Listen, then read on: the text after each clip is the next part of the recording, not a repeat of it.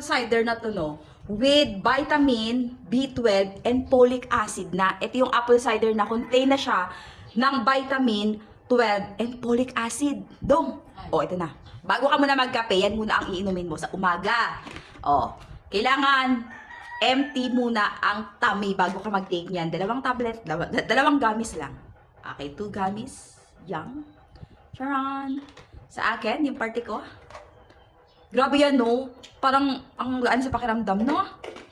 Wala namang masama, pero pure apple cider kasi siya. Amoy suka. Amoy suka talaga siya. Amoy apple cider talaga siya. Kung nakakainom kayo before ng apple cider vinegar na liquid, gantong-ganto ang lasa niya. May konting tamis lang sa dulo.